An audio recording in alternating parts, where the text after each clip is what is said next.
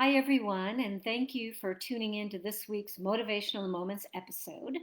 And I wanted to thank you all for being flexible. Sometimes the day and usually the time is the same, but the day changes. Wednesdays at noon can be challenging, so I move it to Thursday at noon. But at any rate, you will always see something on the Women with Guts Facebook page, an episode every week that you could tune into, or you can replay it, or you could look on my YouTube channel under Deb Cottle and you could see it there as well.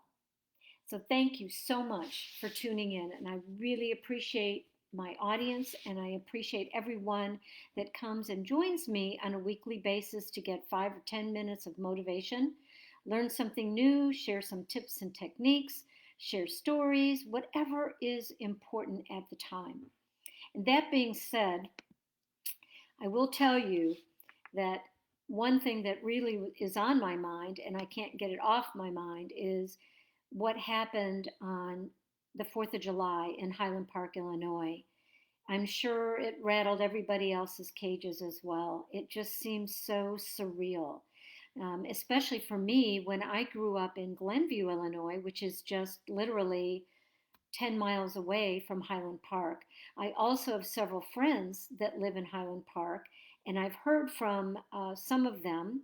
Luckily, no one was in the parade or got injured in the parade, but some of my friends knew people that were in the parade, and they also knew people that had perished. So I guess my message today is wow, life is so precious. Every day is a gift.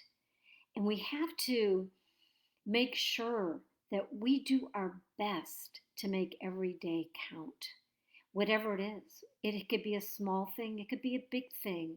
It honestly doesn't matter as long as we pay attention to our daily activities, who we interact with, who we don't interact with, and also what we treasure as important and what we're grateful for. One of my friends, who is a personal trainer at Amelia National, Patrick, said something to me really interesting that has stuck with me this week, especially. I was there for a training session and I was really depressed. I was depressed the day after the 4th of July, and I said, I don't think I can do a routine. I don't think I have anything in me.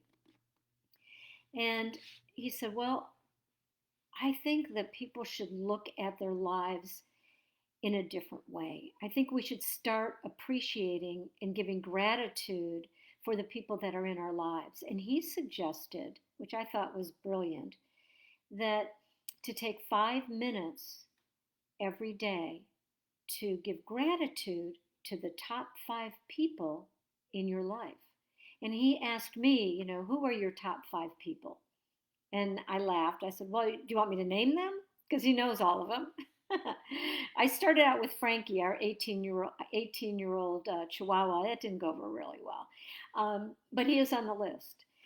But anyway, I mentioned our son Connor and Stan and my dad and my sister and Frankie, and of course, I had a longer list, but we had to cut it off somewhere.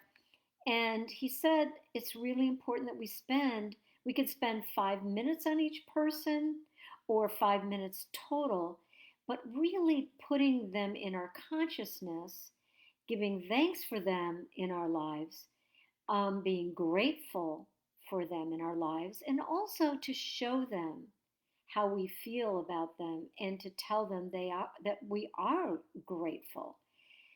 And it really made an impact on me. In fact, when Connor was here, he stayed an extra day because he missed his flight the day before due to all the travel complexities during the holiday.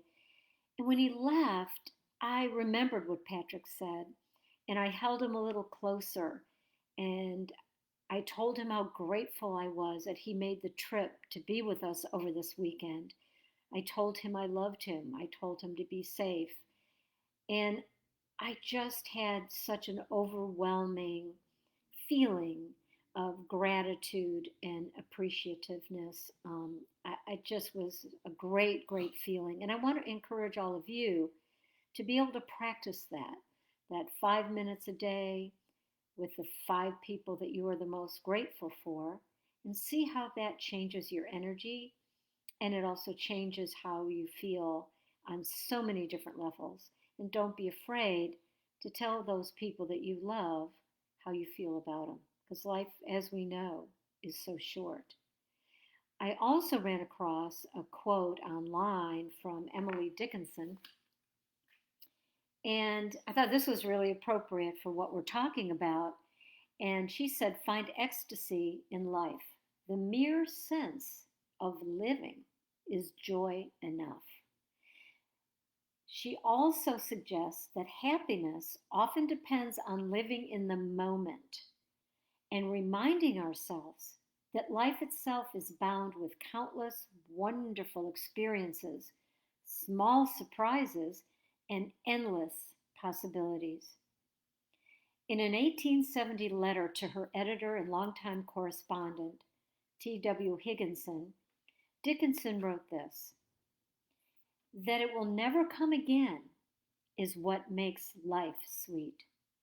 The famously reclusive poet understood that to experience peace in life, we must seek out simple pleasures and also find the gratefulness for the small joys we might easily take for granted.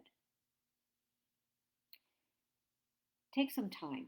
Take some time today to be grateful for what you have in your life. Forget about what you don't have. Focus on what you do have. And make sure that you reach out to those that you love, family, friends, coworkers, pets. They're all included because they're part of your life. Reach out to them and tell them how you feel about them and that you're grateful for them in your life. Have a wonderful rest of your week, and I will talk to you next week. Thank you.